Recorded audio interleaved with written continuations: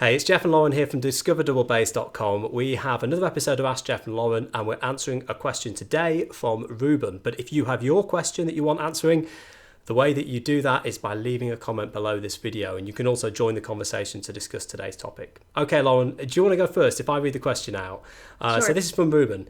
Have we ever talked about calluses? For instance, how to prevent and how to cure them? I'm curious to know what you have to say about it. All the best, Ruben. Well, calluses are a huge part of bass playing, just in general. And I think it's just a part of being a bass player. So when you form your calluses, sometimes that can be really uncomfortable. But once you kind of get them and they stop hurting, then I don't really feel any discomfort unless I sort of take a break for like a week or so and I come back and I amp up my practicing back to several hours a day.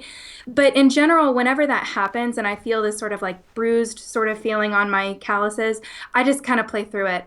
I think there is a danger to overplaying, but I don't know if it's necessarily a danger to the tips of your fingers as much as it's a danger to your hands and your wrists. So really with calluses, there's no way to like take care of them or prevent them. In fact, I think you really need the calluses, so don't try to prevent them and try to take them off if that's what you've done. I don't know. What do you think? Well, I think calluses are good. I think you want to toughen up the skin on both hands. I think that will help you with your playing, and with your right hand, it'll help you draw a real big, thick jazz tone. I think Ruben plays jazz, and I think the problem is blisters, and particularly blisters in the right hand when you're playing jazz. And for classical bass players, I think blistering and pain in your thumb as well when you're playing in thumb position is challenging.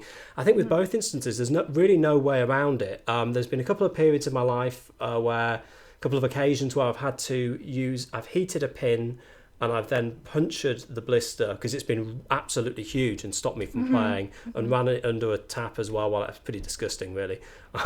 So I'd avoid doing that at all costs. But you know, if I absolutely had to, then that's an option there. But generally, if I've been playing fairly consistently, I don't tend to blister up too much. But I completely feel your pain, Ruben, and I would just maybe consider that it might be that you're overplaying in the right hand, potentially, but I think it's more than likely that actually it's just bass playing is evil. But we were talking about this just beforehand, and it could be worse. You could have this mark that violin players have, or any other kind of range of injuries from different instruments. So we all have to suffer for our art, and if anyone has any ideas that can help, I mean, I've heard people suggest using tape on the fingers. I don't think that's a good idea. I think you need to get past... super glue is another one. I don't see the point, because you want to build up the callus.